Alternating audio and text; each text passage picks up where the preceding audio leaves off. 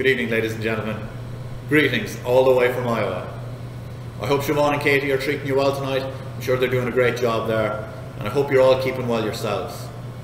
For our third whiskey of the night tonight, P.Brennan has followed me all the way to Iowa, and we will now taste a whiskey made from a generations-old Prohibition-era recipe.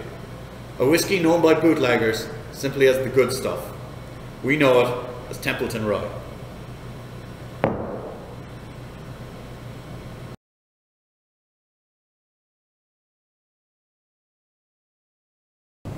Before we taste this whiskey, you might ask, what is the difference between a bourbon and a rye whiskey? Simply put, American whiskey is predominantly made of grain like corn, wheat and rye, as these were the most abundant crops in the country. When preparing the recipe, or mash bill as it's known for distillation, bourbon must have at least 51% corn, giving it a sweeter, fuller body. In contrast, rye must have at least 51% rye in it, giving it a more spicy and fruity flavour. Due to its distinctive flavour, American rye whiskey is often referred to as America's equivalent of an Islay Scotch.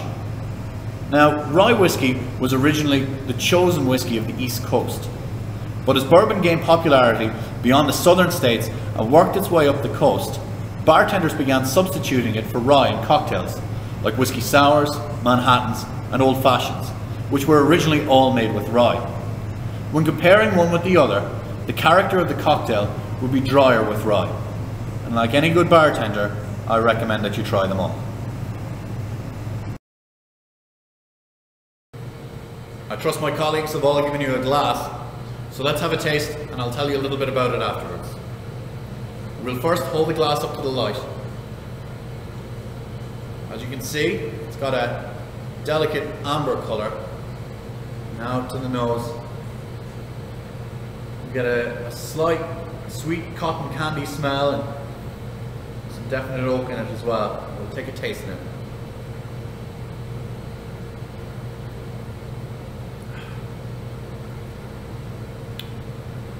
On tasting, a sweet flavour comes quickly right at the start of the palate.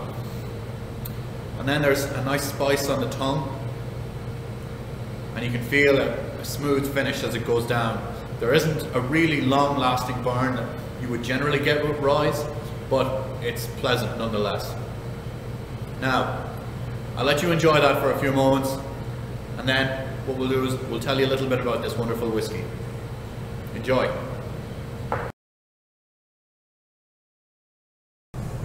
When Prohibition outlawed the manufacture and sale of alcoholic beverage in 1920, many enterprising residents of a small town in Iowa chose to become outlaws, producing a high caliber and much sought after whiskey known as Templeton Rye.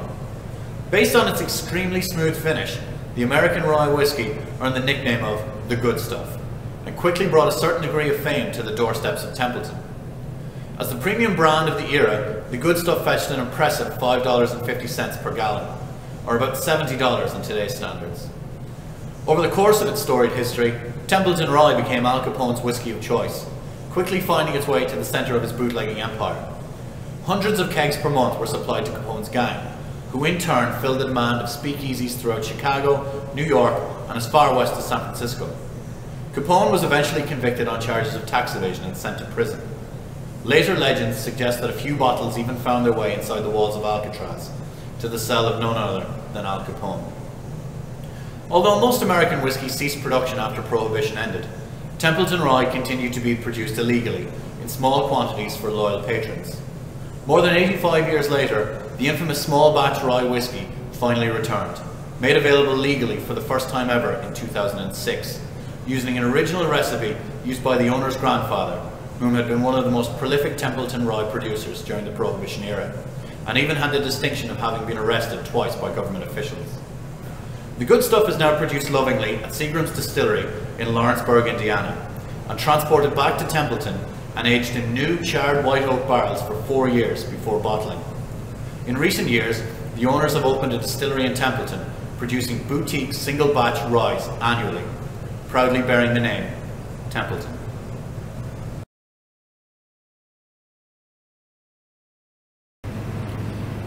Well folks, that's all I have for you this evening.